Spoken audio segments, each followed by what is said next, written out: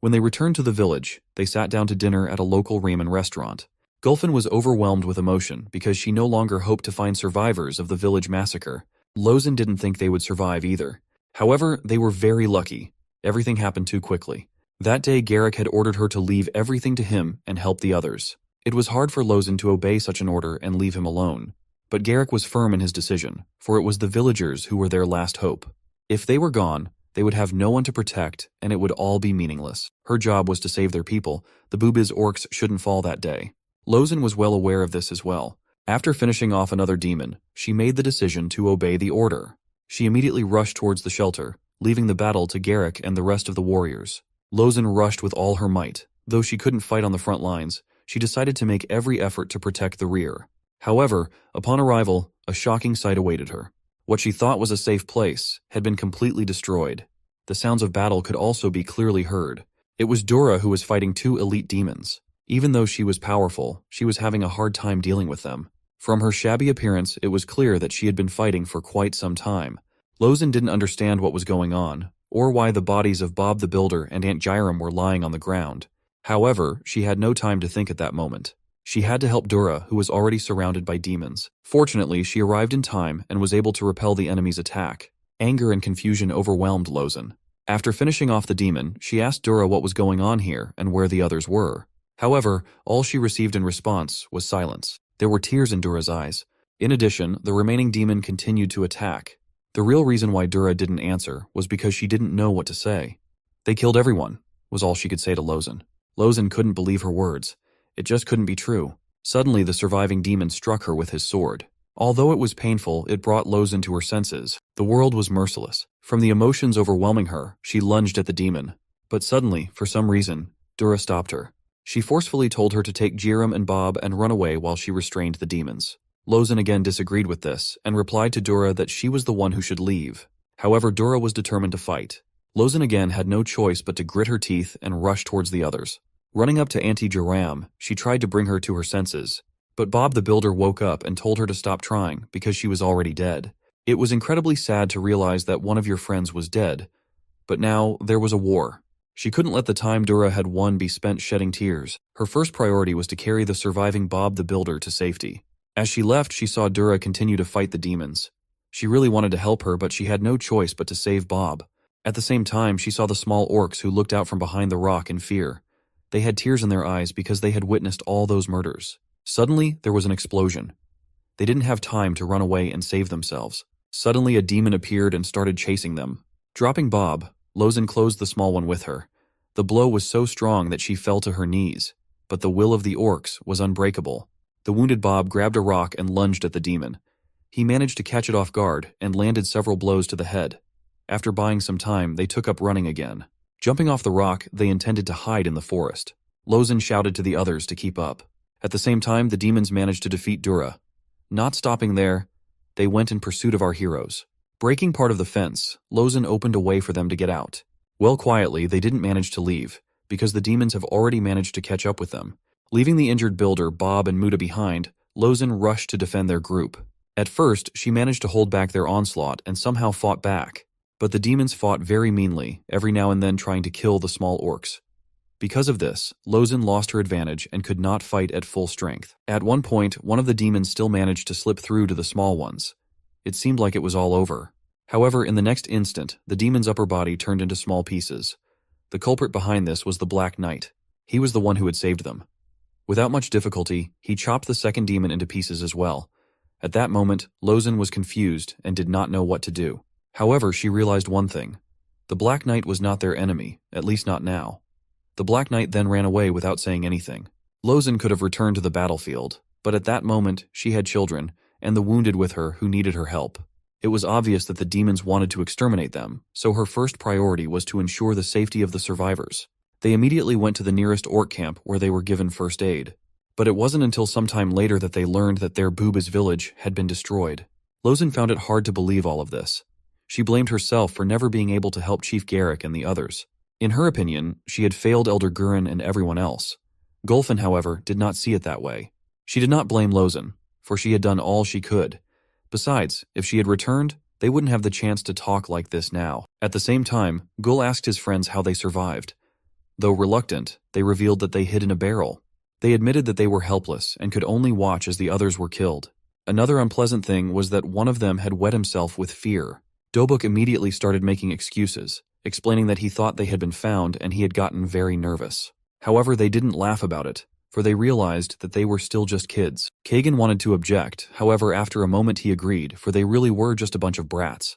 Needless to say, everyone was in agreement. In the opinion of Bob the Builder, it was up to them whether they would become a bunch of brats in the future or great orcs who could change the course of history. Suddenly their conversation was interrupted by an orc who appeared and turned to Lozen and said that the chief Doc Thunder was calling her to him. As soon as Lozen left, Gul and Gulfin said goodbye to the others. They needed time to talk like mother and son. Walking down the street, our hero remarked that Aunt Lozen was truly incredible. Gulfin was in agreement with that. However, she did not understand why he said that. In the mind of Gul, everything was very simple. She was a tough warrior, tough as a mountain, and even the local chief needed. Compared to her, he was just a useless fool. And there was no way a fool like him could avenge his Gramps, Chief Garrick, and the others. He wanted to do so very much, but there was no one he could defeat right now. Gulfin understood his feelings and reminded him of what Uncle Bob had said. Whether he would be a clown next or not was up to him. She advised him to do what he could, and she would be there to support him. Tears appeared in Gul's eyes. He too wanted to be strong and be able to help in times of need. Gulfin replied that the time when his help would be needed would still come, but for now he should let the adults fight their war. At the same time, Lozen arrived at the home of the elders of Butte Village. Bowing her head, she greeted all 5 elders of the village. Chief Doc Thunder immediately said that he had heard that she was a strong warrior capable of even summoning a spirit beast. However, Lozen replied that it wasn't really true, because recently she hadn't even been able to protect her chieftain. Doc Thunder disregarded her words and asked her to join the Butte army. Lozen immediately agreed, for that was exactly what she was about to ask. She was determined to take revenge on the demons. The next day, the Butte village was going about its normal, peaceful life. On one of the streets, Bob the Builder rushed at full speed with a bucket of water. And no, he wasn't going to water the flowers. His mission was to wake up the sleeping Gul. Our hero was not particularly happy about this refreshing gift. Builder Bob was relentless, for he slept until almost noon. Still sleepy, Gul wanted to object, but Bob shouted at him to get his green ass up and follow him. After an awkward moment of silence, our hero realized that he also had to roll the chair. Driving through the streets of Butte Village, where daily life was bustling, Bob the Builder asked Gul when he was going to stop being a useless piece of meat. In addition, his mother was worried that he ate too little. However, our hero only remained silent. On their way, they met one of the Butte elders, Borba. On her question about who was that kid, Bob the Builder replied that it was the son of Gulfin. The elder also immediately noticed that he was very skinny. Taking a basket of meat from the local stall, she handed it to our hero. Thanking Auntie Borba, although not immediately, they went on walking through the village. Bob the Builder couldn't help but notice how huge Butte was. However, he was sure that Gul had not noticed it, as he had been lying in bed all day long. He couldn't understand what was wrong with our hero. He used to be so annoying that even Elder Gurin was losing his mind over it. And there wasn't a rock or tree he didn't climb. Gul was well aware of this himself, yet he didn't know what to do or where to start. Bob knew how he felt, for together they had lost the family they had known since birth.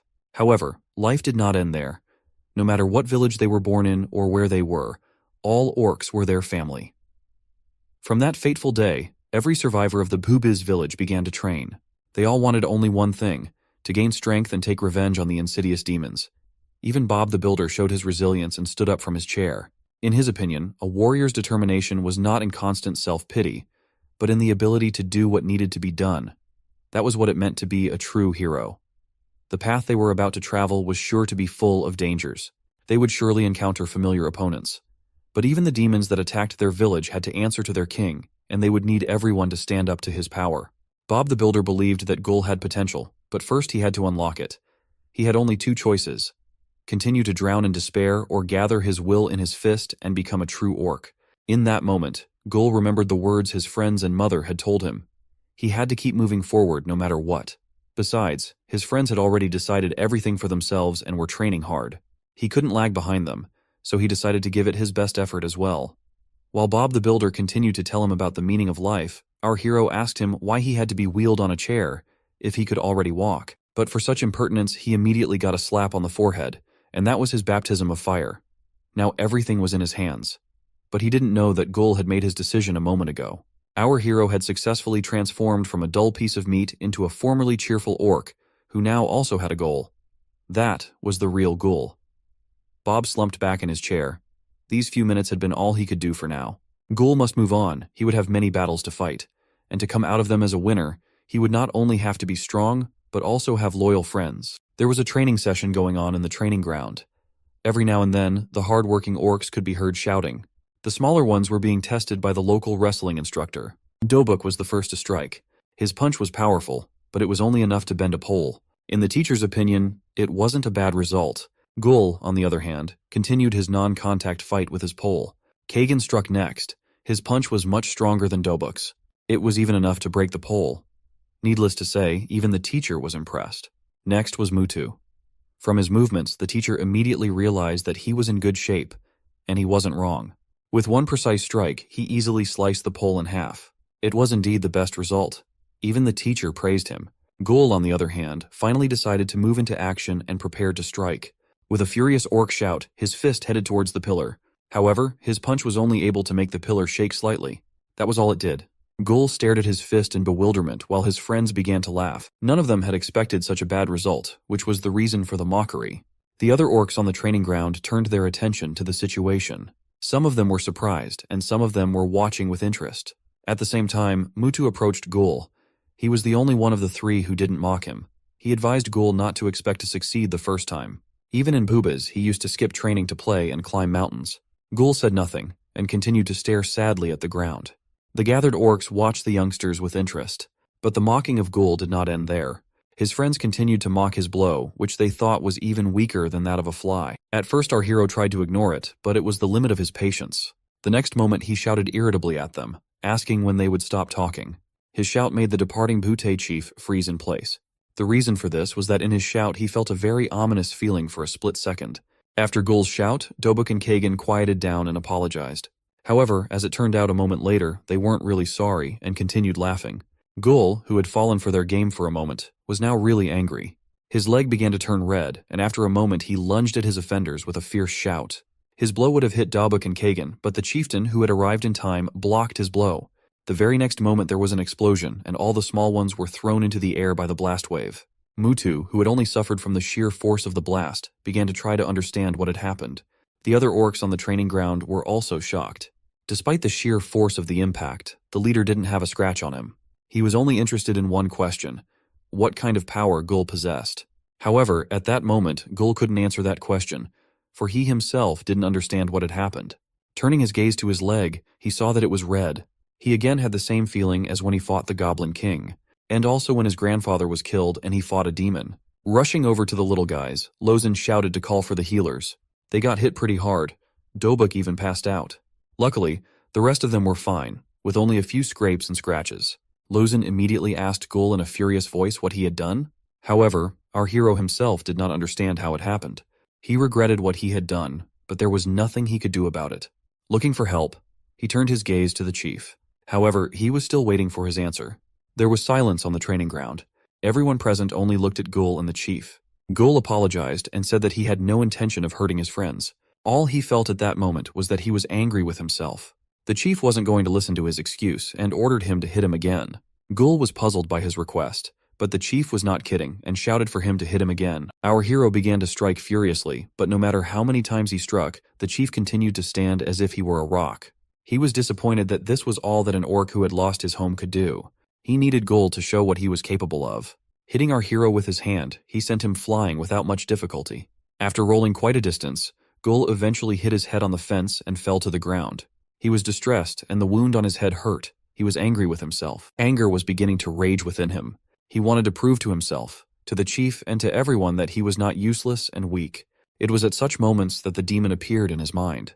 He knew perfectly well that it was in moments of rage and anger that it was easiest to manipulate the mind. He began to suggest that the chief's behavior was unacceptable and that he should have killed him for it. His tactics worked again. Gul did not resist and trusted him. In the very next instant, his skin turned red and he let out a furious scream. Everyone present could feel the tension building in the air. The chief was shocked by Gul's sudden transformation and his increased strength. Looking at Gul, who looked more like an enraged beast, he couldn't help but wonder what kind of monster Garrick and Gurin had created. The tension was rising. Ghoul was becoming more and more insane, like an uncontrollable monster. Already after a moment, it rushed towards the leader at lightning speed. The chief was stunned by the tremendous speed. Taking the blow, he blocked Ghoul's attack. The blow was incredibly powerful, as even a strong warrior like him was thrown back several meters. However, that was all Ghoul could do. The leader was able to stay on his feet. He hadn't fully believed what the dark elf had told him about Ghoul, but now he was convinced of it with his own eyes. However, the spectacle had made a huge impression on the others present. From his red skin and the markings on his body, they realized that he was a blood orc. This news was shocking. Ghoul, on the other hand, was beginning to come to his senses. He didn't immediately understand what the others were talking about and why they were calling him a blood orc. However, after looking at his hands, he realized that it had happened to him again. He had lost control of himself again. He wanted to figure out what had happened to him, but suddenly he was visited by an unknown feeling that made his whole body freeze. He could feel the golden dragon awakening in his body, and he knew that the only one who had ever possessed it was his Gramps Guren. His mind immediately flashed back to the memories of how he had given him some of his power and asked the dragon to watch over him. The demon inside Ghoul also sensed the trouble perfectly. However, there was nothing he could do about the fact that his will was being suppressed.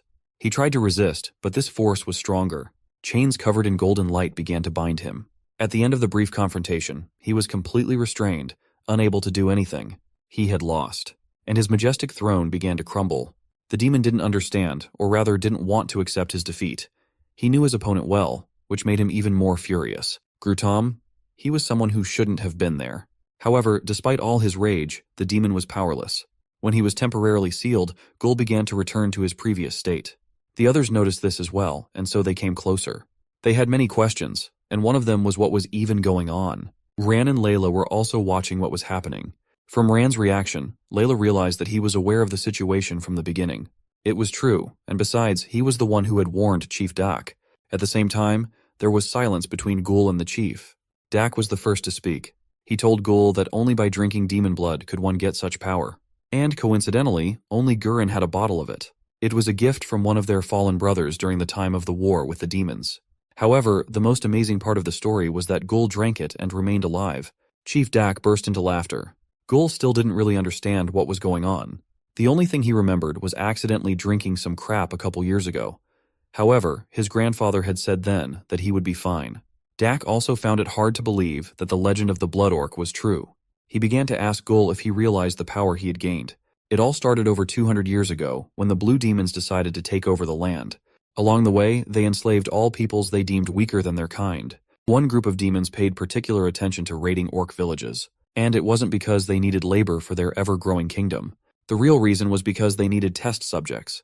Back then, the demons were experimenting on creating a monstrous, expendable army that they planned to bring chaos to all the other kingdoms. The experiments had only one goal, to find a blood orc. It was from this that a huge portion of the orc population perished. Despite the vast amount of blood spilled, the demons never succeeded. However, Ghoul succeeded. He became a blood orc.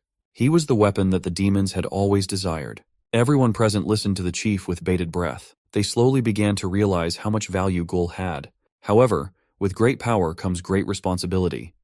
Realizing this, Chief Dak asked our hero if he wanted to master this power and become a true warrior. Ghoul did not hesitate to answer that he did. Dak himself would have liked to teach him, but replied that he had no place in the village. Ghoul did not know why the chief had refused him, and so he began to assure him that he would be able to do it, and that he could even withstand any training. But the reason why Chief Dak had refused him was something else entirely. He was a blood orc, which meant that one wrong move and he could hurt someone. The only way out in this situation was to find a master.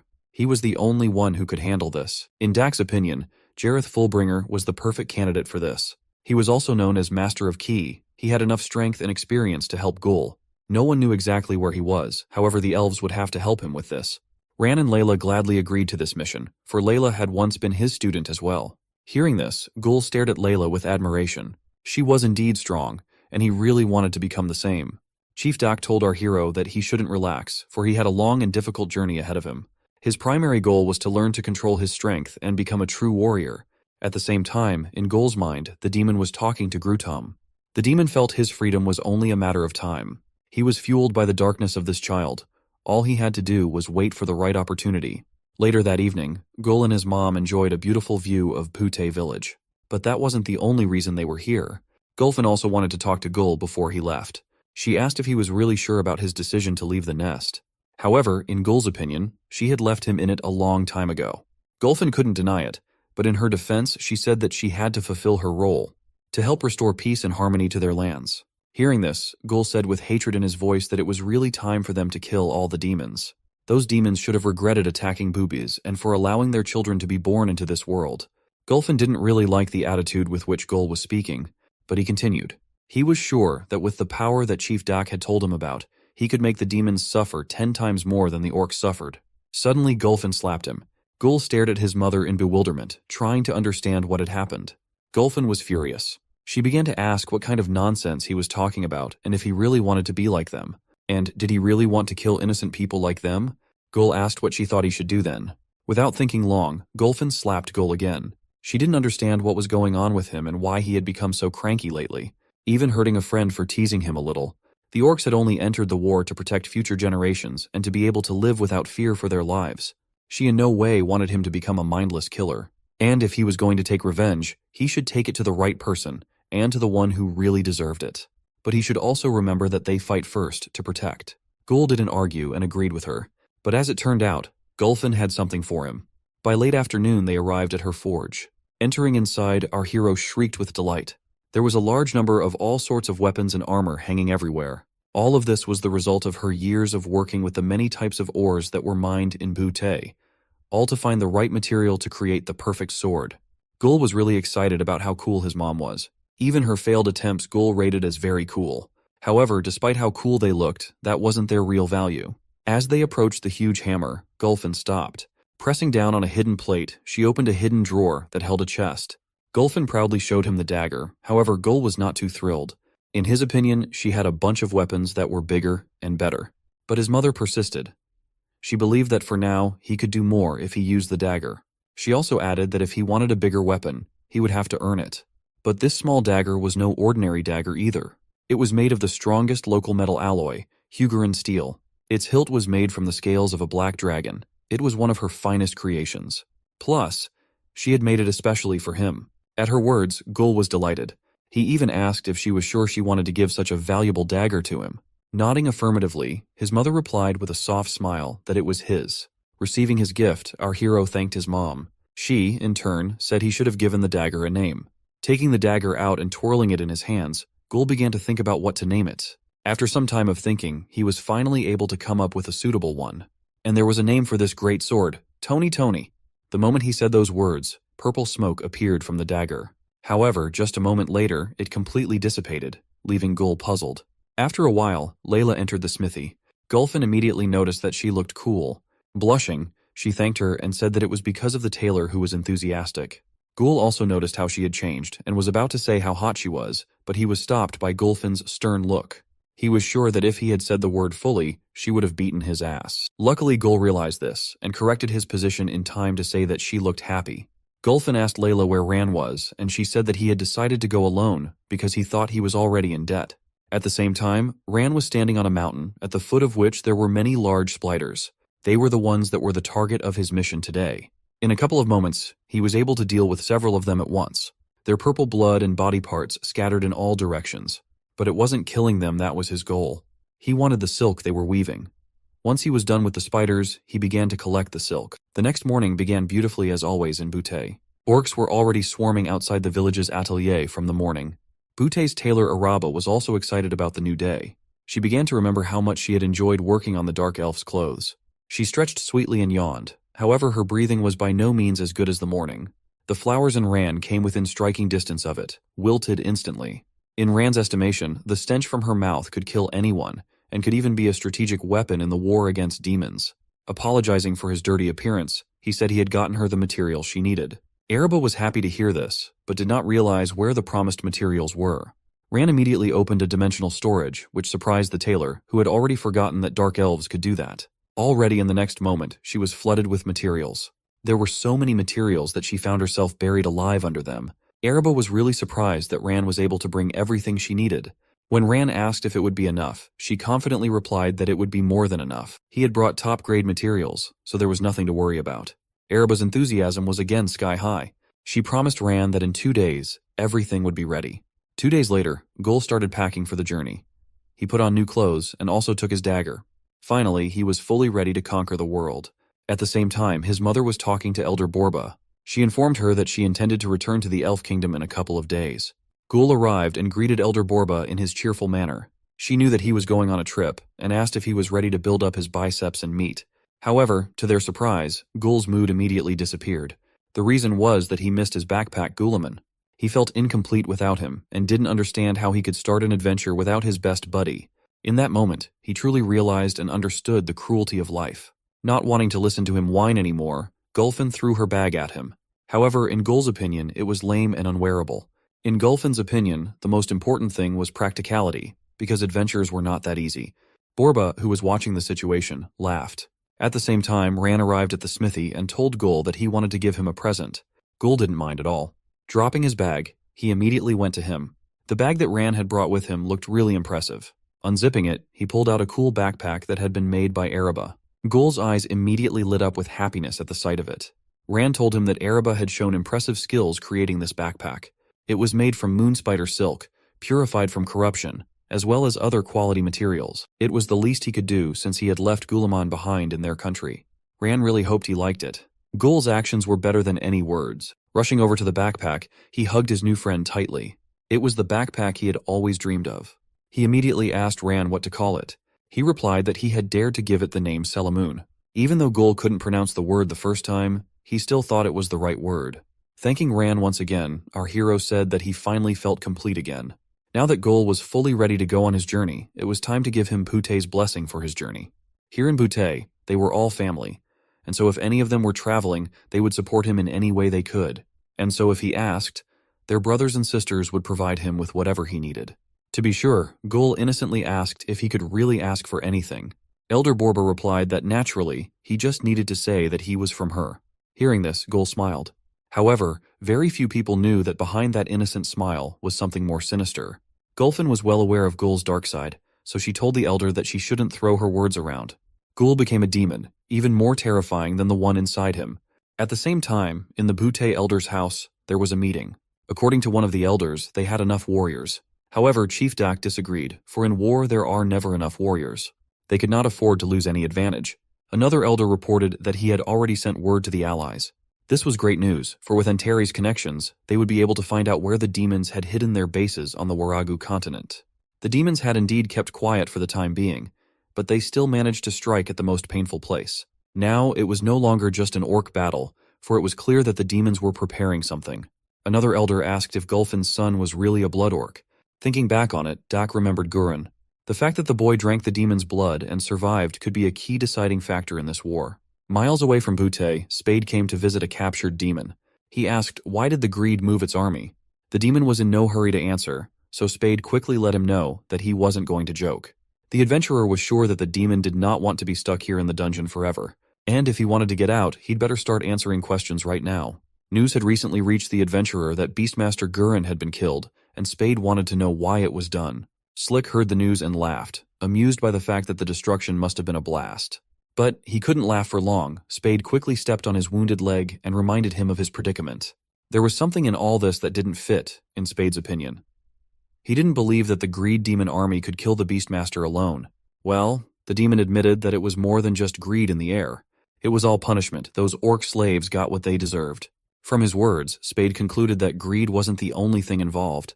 He had learned what he wanted and was about to leave the prison room when Slick called out to him and said that people better be careful. Demons are envious and are wrathful as well. Those orcs were just the beginning. Now let's go back to Gul, who with his new backpack was running around the streets of Butte looking for his gang. He found them pretty quickly. These bums were not practicing now and were probably up to something nasty. But Gul had a more important task for them. He needed help gathering goods for the journey. With such a task, the bros were always willing to help. There was only one small problem that no one seemed to care about except Mutu. He didn't understand how they could get the goods if they didn't have money or things to trade. It felt like the other idiots hadn't even thought of that. But Gul actually had a plan. Elder Borba had told him that by bringing up her name, he could get anything he wanted from the people of Butte. Mutu saw holes in Gul's plan even here. What if no one believed him? Did he even have the signature of an elder? Gul unfortunately wasn't known for that kind of savvy and didn't think that far ahead. But he had clearly heard that Elder Borba had said exactly that. Of course, that wasn't enough to make it seem plausible. Kagan grudgingly stated that Gul should go and ask Grandma Borba for a signature so they wouldn't look bad, but Gul replied that they didn't have that much time. He had to go any minute. If they delayed, he wouldn't get much goods, which he was not happy about. Kagan was already starting to feel trouble approaching his ass. But then Dobuk's sly laugh was heard. He was the evil genius of their gang for a reason. He came up with the brilliant idea of making the sign himself. Of course, everyone liked the idea. So Mutu started writing as hard as he could. It was much harder than hitting a trunk. The poor guy was struggling so hard that sweat ran down his face. He couldn't remember how to write R, but Gul and the others couldn't help him because they didn't even know. Instead, they just advised him to write faster at least something. Mutu agreed that speed was more important than quality and quickly scribbled a signature. It was a masterpiece, their path to a rich life. So with a cheerful song, they went to ravage the local market. The Poobiz boys could afford anything, meat for every taste, and as much as they wanted. The surprised merchants didn't know how to react. When a piece of paper labeled Booba was shoved in their faces instead of money or goods, the Boobiz gang didn't stop at meat. They went on to raid the stalls of utensils, sweets, vegetables, fruits, and everything else. It went on like this until the backpack swelled to the max and nothing else could be stuffed in it. All thanks to Borba and her rash words. However, the traders began to suspect something wrong and gathered to discuss whether they had met a group of children who grabbed all the goods and then did not pay for them. Yes, they all had, and not a single stall had survived. Kids said Elder Borba vouched for them, and they even had a signed paper with her name on it. Of course, that didn't help. One merchant they took actually half of the store's goods from. Meanwhile, the little brats were enjoying the loot. They ate and drank and couldn't get enough of how good it was. There were plenty of goods to go around. And most importantly, they had gotten it all for free. Gul couldn't agree more, but he reminded them that they wouldn't have gotten it all if Mutu hadn't signed a piece of paper for them instead of Elder Borba. That signature simply worked wonders. Mutu smugly replied that if there's something to be done, it shall be done. The boys were just praising Mutu as their guy, and it would have been fine if they did it quieter and away from the stalls. Waving a fake signature in front of the noses of the robed merchants was not the smartest idea. Immediately, the little rascals began to sense that something was wrong. The goosebumps on their skin made it clear they were in trouble. But just what kind of trouble? What could possibly go wrong? Well, the enraged merchants were ready to explain it all to them clearly. Not even their clothes could withstand their rage. There was only one thing left for the gang to do, and Mutu hit the mark. Run. So the chase was on, and the Poobiz gang had to run as fast as they could if they wanted to live. The enraged merchants were determined to punish the little rascals. Now the asses of the little assholes belonged to the merchants, and they were not going to let them go anywhere. Of course, the little bros didn't agree with that and didn't want to die at all, so they hit the gas with all their might. The poor fellows were worried about their lives. Only Gul was having fun, and thanks to his fast legs, he wasn't worried about his green ass at all. At the same time, the Orc elders, together with the Dark Elves, were discussing the details of the upcoming journey to Master of Kai. They were counting on Gul as a weapon that could change the outcome of the future war with the demons. But what was their surprise when a stomping sound came from the direction of the village? It was as if an entire army was advancing. When they looked around, they saw Gul and his bros running away from the angry merchants. Elder Borba was the most surprised. She couldn't understand what was going on and why the usually friendly Butte orcs had suddenly become so aggressive and ready to tear these little orcs apart here and now. The little assholes immediately began to press the pity of the elder and ask for her help and protection from these aunts and uncles who want to kill them. At the same time, of course, they didn't say why. Mutu, feeling more confident under the protection, said that they had simply done what Elder Borba had told Gul. She didn't remember what she had told him, so she asked what she might have said. The patience of the robed merchants began to run out, and they rushed forward to punish the little brats. Now even Chief Dak had to restrain them. Suddenly the scuffle was interrupted by a shout from Gul, who asked all the Butte orcs to listen to him. Everyone froze in surprise and looked at him. Gul, on the other hand, was glowing with self-confidence. He solemnly introduced himself to everyone as Braba Gul, son of Gulfin. He thanked everyone for letting them stay in Butte. Next he told everyone again the sad story of their village, and shared that when their village Poobiz was destroyed by demons, he thought they had lost everything, because it was the only warm place he knew. But everything changed when he came to Butte, and here he found his new home. All thanks to his new uncles and aunts who treated them like family. And now Gul announced to everyone that he was going on a new journey to become a strong warrior and a true orc. Even Gul's friends wept at this inspirational speech and were proud to have such a friend. But Gul didn't stop there and declared that he wouldn't let anyone else trample on the orcs, and he would never give up or fall without a fight. The orcs were encouraged by such a speech and immediately forgot all their past offenses. Now, they were glorifying Gul. Gul was sure that now these demons will never be able to humiliate the orcs again. Never. And all the orcs agreed with him. Huga Baruga, blood and honor, orcs forever. In the midst of all this speech, Gul turned his attention to his mother at the end, and told her that he couldn't promise her anything, but he will try to be a good warrior who won't let her down. After such a masterful escape from the angry crowd, cheeky bastard Gul went down to his new Gulamon. Gulfin came up to him and asked him not to upset the master, for she had heard that he was not easy to please. But Gul reassured her, confident that everyone liked him. And so once again, Gul was on his way, along with Ran and Layla. But this time, it was a different Gul, determined and responsible to fulfill his mission, not to have fun. Looking back, he remembered the friendly Boobiz orcs who had seen him off not long ago. They were gone now, but instead were the Butte orcs. Looking up, he saw images of a happy Garrick, Grandpa Gorin, and Aunt Jiram wishing him a happy journey. Such a thing made him unable to hold back his tears. Catching up with his two companions, Gul was sure that this time things would be different and he would be useful and valuable. Now he would never let anyone down again. At the same time, not far away in the forest, the familiar foxes were sniffing around in search of prey. Unfortunately, they had recently eaten all their stuff, wheat new truff, and now they were empty-handed. It was not surprising, though, because they had a guest. Now they had to find something valuable to sell, or their boss wouldn't be happy if they showed up empty-handed. They hoped that little orc was feeling better, otherwise they'd just eat up all that spices for nothing. Suddenly they froze in surprise. They had come to the clearing where some dark elf had organized a genocide of spiders last night. This was the first time they had seen something like this, and could only imagine what kind of madman had gone crazy in this forest. But more importantly, that madman didn't even collect all the valuable stuff. There were corrupted moonlight spiders. And that meant uncorrupted shining money for them. It didn't take long for word of the Beastmaster's demise to spread across the land. Numerous realms were taken aback. One such example is the Antares Kingdom, renowned for its status as neutral territory. The kingdom is home to a diverse population. Many races live here together. Humans, elves, dwarves, orcs, even demons are said to be welcome. His Majesty King Ren Turgar is the monarch of this stunning nation, which he rules with the determination to uphold his ancestors' legacy. And now guests were arriving at the gates of his palace one by one. Aden Horatio, guildmaster of Golthunder Guild, had arrived early and was greeting Madame Roselle, who had finally arrived. He thought she wouldn't make it, but she did. Roselle Dunn, guildmaster of the Chatty Boars Guild, was still pleased to be greeted by such a gentleman knight, despite his remarks. Aden Horatio was sure she wouldn't make it because he had heard that she had been very busy lately. Roselle Dunn confirmed that she had indeed been very busy, but the information she had received was very valuable, and she was going to reveal it later during the meeting. Aden Horatio was looking forward to it. Olga of Mishza, guildmaster of Fighting Against the Nefarious Guild, was watching them. When the others approached her, she asked if they were the only ones here. "Where's the dragon guy?" "Oh, you didn't have to worry about him. He was already on his way riding Tempest." Guildmaster France was already very close. In the same town, two familiar figures were sitting on the roof of a house. They had just sold the supplies they had gathered in the forest and were just glowing with happiness. It was the first time they had made so much money. The skinny, clearly not bandit couldn't wait to get the bag of gold in his hands. He wanted to feel its weight. But Fatty left him no chance, justifying his decision by the fact that his friend was prone to losing valuable things.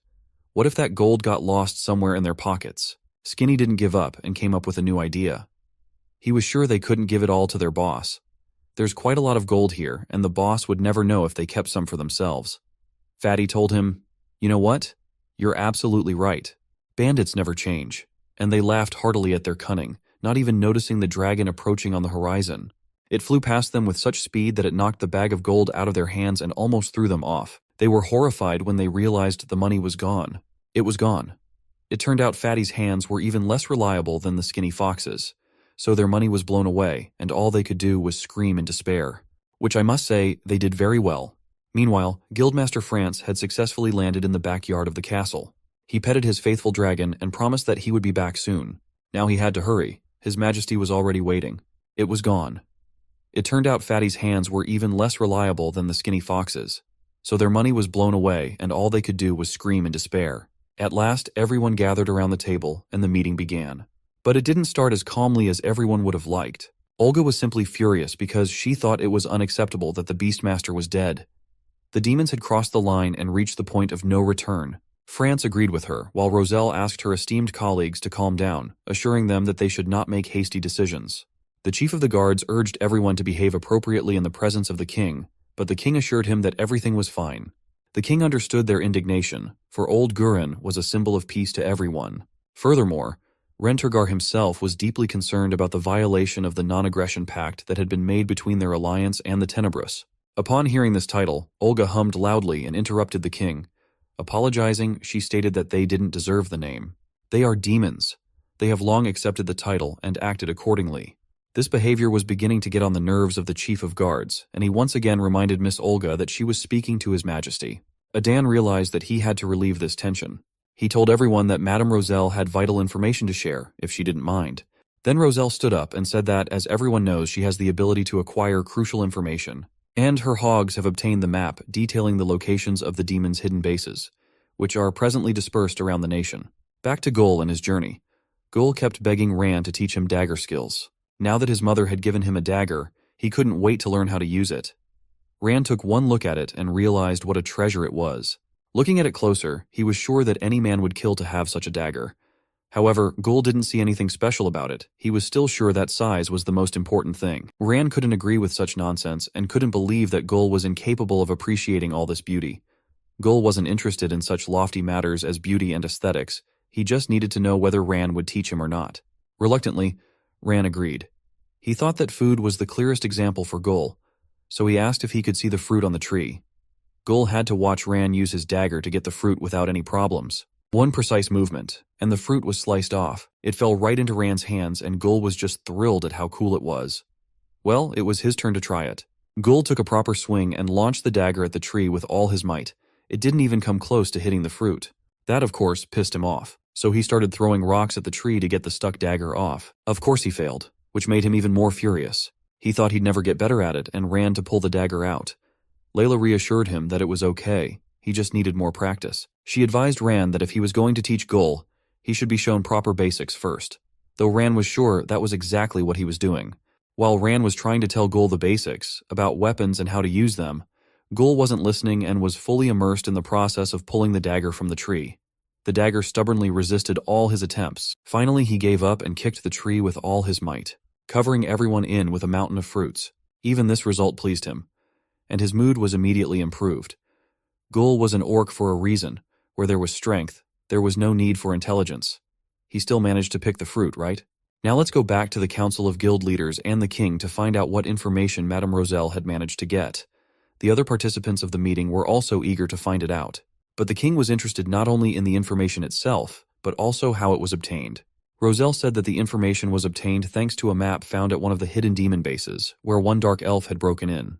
While the demons were chasing him, one of Roselle's men was able to take advantage of the confusion and chaos to sneak in and steal a large map from there, which was delivered to this meeting as well. The map was marked with red markers to indicate hidden demon bases, a few of which were labeled by greed demons.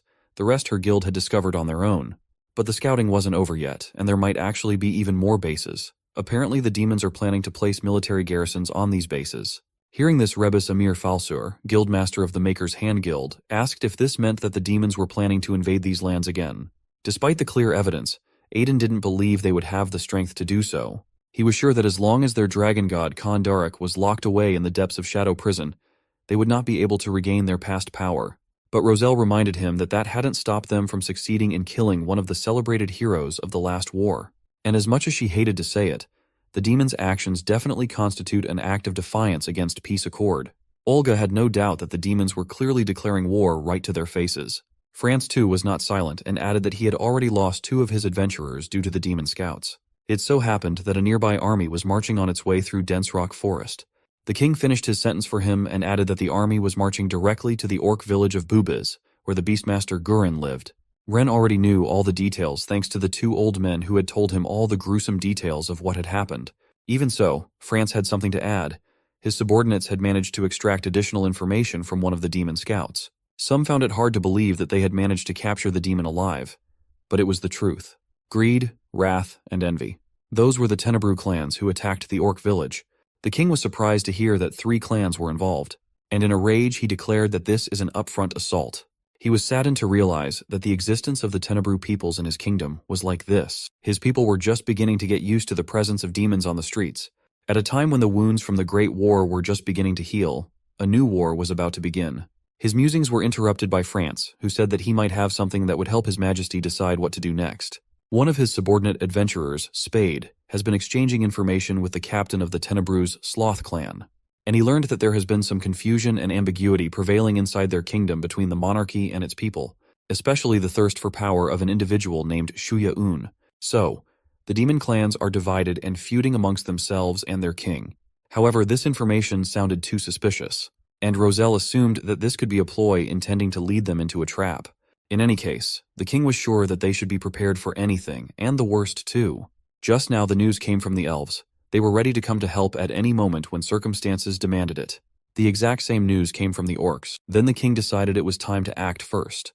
He ordered to inform the entire alliance to gather troops to destroy the hidden demon bases.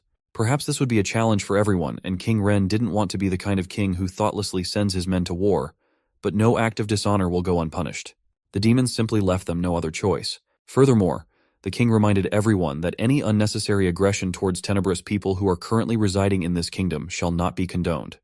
They might be going to war, but they are not demons. They might be going to war, but they are not demons. And they don't murder innocent people. But until the matter is settled, all requests for demons to leave or enter the kingdom will be denied. In the meantime, the king was going to establish communication with Demon's monarch and ascertain the underlying cause of the situation. A little while later in the wild kitchen, news began to reach the chief and he received a letter from Pute. But he was, as usual, too busy to read it. He had to check on the evening service. It was not for nothing that it was the wild garlic himself, Gordon Ramsay. In his classic fashion, he went to inspect his cooks who, in his opinion, were not handling anything and were just garbage. His rage was, as usual, at the highest level, and no one escaped humiliation. Finally calming down a bit after the inspection, he sat down to read the letter. Literally after a few lines read, he became enraged again. Gordon Ramsay was not going to tolerate these insolent demons and was ready to chop them into tiny pieces. He was sorry that the demons were smart enough to send an army after his old friend Gurren. Well, he was ready to act again. It was too early for him to retire. Along with the letter came a scroll. Gordon Ramsay was even more shocked when he learned about the Blood Orc. While the king and the guild leaders were deciding the fate of the continent, Gul had something equally interesting to do. He was yelling at the poor chameleon who was getting tired of it. Gul didn't stop until he received a crisp slap. The bored chameleon was not as harmless as it seemed at first glance. This infuriated Gul. He was about to show this brat who was who here. But Rand stopped him. He asked him to calm down and remember what he had told him last time about the forest creatures. Rand believed that this poor creature could be the spirit guardian of the forest, so Gul should stop killing everything that got in their way. Expectedly, of course, Gul didn't listen to him, and in a few hours the chameleon pieces were already frying appetizingly in a frying pan. They set up their camp on the shore of the forest lake, and all but Rand were enjoying the beautiful evening. Even Layla was quite pleased with Gul's cooking skills and couldn't resist trying a little. She also remarked that Gul was pretty good with his hands. Such a remark surprised Rand, who couldn't help but ask what she meant by that. In fact, Gul was just showing a master class in dicing meat and more. Even Gordon Ramsay would have been pleased with such an advanced technique. That was not the case with Rand, who was simply jaw-dropped at the misuse of a masterpiece dagger. Gul, on the other hand, was quite pleased with his work and even praised Tony for his fantastic work. Finally, Rand couldn't take it anymore and shouted in indignation that he had just turned an exceptional dagger made by the legendary blacksmith into an ordinary meat chopper. Although what did he expect from Gul? To calm down a bit, Rand started eating his elven bread. Layla had warned him to be careful, for nymphs are rampant around this forest. Of course, Rand knew what they were, which could not be said for Gul, who did not listen to them and went to fetch water with a bucket. Layla went on to tell Rand that nymphs do not shy away from exploring your ribald desires. And if you can't contain yourself, you risk being dragged into the darkness of the deep. Unfortunately, Gul didn't hear all this and fell completely under the nymphs' charms. Despite their danger, Layla believed that nymphs existed in the forest for the reason of protecting the forest from people who could potentially harm it. And that was why it was important for everyone to remain vigilant. As soon as she stopped talking, a distinctive blop sound was heard behind them. That's when they noticed Gul's absence. Ran already had a sense of déjà vu. Here we go again. Where could that bald orc be? Ran was getting angry. He had already seen this coming. So he had thoughtfully tied an invisible string of mana to the orc, and now, when he activated it, he could be found. But what he didn't expect was to be pulled into the water with incredible force and speed. Layla immediately rushed after him. Ran could do nothing and was being dragged to the bottom. Luckily, Layla was already rushing to his aid. She caught Ran near the bottom and threw him to the surface with such force that he flew out of the water, right along with Gul. Of course, the nymph didn't like her prey being taken, but Layla was already on the shore to protect her unlucky friends. She bravely stood right in front of the enraged mistress of the forest lake. Gul began to come to his senses and wondered where the cutie had gone. Layla was glowing in front of him, and he still couldn't figure out if this was all really happening or if he was just dreaming. It was a battle of attitudes between two powerful women who were not sharing the same little bald orc who was lying on the shore carefree and thought he was asleep. Instead of fighting, however, Layla bowed her head and said that she knew she was protecting the forest, but they were not her enemies. These were not just words, but a strong elven spell, which like a strong wind began to push the nymph away from the shore. No matter how upset she was that her prey had been taken from her, she still had to retreat back into the depths. Layla made it through and saved the little bald idiot. Probably not the last time. But Gul didn't get off as easy as it might seem at first glance. Too much water had gotten into his lungs, and he stopped breathing. Layla rushed to his aid. She helped him cough up the water by pressing on his chest. And with her help, Gul finally woke up. Layla immediately asked if he was okay. But Gul was actually still floating in his dreams, and was sure he was in heaven. Of course, the harsh reality and the pain from the deep wounds quickly made him feel better and brought him to his senses. Layla advised him to lie down and stay still while she treated his wounds. She immediately began, reciting her healing spell. All the wounds that Gul had, she transferred to a small tree she had plucked nearby. Soon, Gul was as good as new, safe and sound, with his green bald head as shiny as ever. Seeing his overly cheerful mood, Layla asked if he realized he had narrowly escaped death. One look at Gul was enough to realize that he didn't. Still, he thanked her for her help, and told her how he had seen her glowing earlier. She was lit like white flames, but ain't burnin'. Suddenly, Gul smelled burnt meat, and was horrified to realize that his meatballs were burned completely. Layla wasn't surprised. The kid had almost died, but all he was thinking about was food. So, while Gul tried to rescue the remains of his dinner, Layla approached Ran, and praised him for his smart move, for it was very wise of him to tie the string to Gul. Ran didn't see anything ingenious about it. He just learned from experience that the little bastard tended to disappear when he wasn't being looked at. That was why he had to put him on a leash. Eventually, Gul did manage to save a few meatballs, and he rushed to share them with Layla, which immediately made Ran sick. And while they were enjoying their meal, Ran ended up burping into the lake. Gul couldn't restrain himself and claimed that he was polluting the forest, and for that the nymphs would soon hunt him down. Now Ran was in desperate need of rest, and even the forest clearing was now suitable for that. New day, new prey. The poor winged deer ran with all his legs, and Gul was chasing him at his heels. He might have caught him if it hadn't been for a treacherous root, because of which Gul stumbled and flew even faster than the surprised deer. Gul's flight wasn't long. Ran still had him on a leash. He wasn't going to let him go anywhere. Layla couldn't help but notice that Ran was now treating Gul like a dog. Eventually, Ran took pity on him and let him go, and soon the deer was chopped up and put on skewers. Everything was done according to Auntie Garam's recipe. The unrivaled masterpiece called the Bubas-style kebab was almost ready. All that was needed was to add some seasoning, and once the kebab started heating up, the smell was simply divine. While Gul was cooking, Layla asked Ran how he was doing up there. He was at the top of the tree, scouting for miles around with his keen eyes. They had only a few more miles to go, and they should be able to reach the ever-moving forest. Meanwhile, the smell of roasting meat drew a guest to their camp. Ran sensed his approach immediately. As soon as the spy emerged from the bushes, he was immediately met by Layla's sharp dagger. The poor man immediately climbed out of the bushes and began begging for mercy and to wait, for he was just an unarmed traveling merchant. Layla, of course, didn't really believe him, and one look at her was enough to realize that he wasn't going to live. The traveling merchant immediately started begging for mercy and making excuses that he was lured here by the sweet smell of delicious meat. As soon as Gul heard this, he immediately asked Layla to let him meet this guy. After all, anyone attracted by the smell of meat is a brother to him. Gul wasn't going to deny anyone a meal. Well, since Gul was okay with it, Layla let the merchant into their camp. There was no limit to his happiness. The traveling merchant just couldn't stop praising how phenomenal this meat was, especially after not eating normally for a week. Gul, with a smug face, accepted all the praise and didn't fail to remind him that it was all prepared by the first assistant of Bork's restaurant in Pubiz. By Gul himself, the most handsome orc. The traveling merchant liked the name of Gul's village, and he introduced himself as Damo. And so it was that they met. Gul was simply delighted by the trader's large backpack, which sold a wide variety of goods. Ran was interested in more practical things. Considering that he was a traveling merchant, he wanted to find out some information from him. Ran was especially curious if there were any villages on the way to the ever-moving forest where they were headed. The merchant immediately saw this as an opportunity, and offered Ran a look at a fantastic original leather dagger sheath. He insisted that it was a unique offer that could not be missed. Gul, meanwhile, was trying to create a Lomi 2.0, also offering this bird some meat. Ran realized that until he bought something from the merchant, he wouldn't say anything, so he grudgingly agreed to buy in exchange for information. And for only 2 silver coins, he got a new sheath. Then Damo told him that a few miles from here to the southeast, they would come across a spiral rock. Then they would only have to go straight for a bit, and they would come across a village called Okakeo. But Damo also warned them that he had heard that the monsters out there are becoming a little bit unorthodox. Our adventurers promised him they'd take note. Gul, meanwhile, was trying to take a bite out of the poor bird. Before saying goodbye, Damo decided to give Gul a special gift. A blue firework in the shape of a dragon, which Gul was of course delighted with. Damo colorfully told him that these fireworks are called Ice Dragon, and instead of sparks of fire it'll burst out like a blizzard. It will surely feel as if it's winter in the middle of a piping hot desert. Gul was thrilled. Damo assured Gul that it was an ultra-mega special item, but it doesn't compare to the food Gul provided him. Finally, Damo said goodbye to everyone and set off, but there was something about him that didn't seem right, and from the looks of it, he only wanted to appear to be a traveling merchant. That was his cover.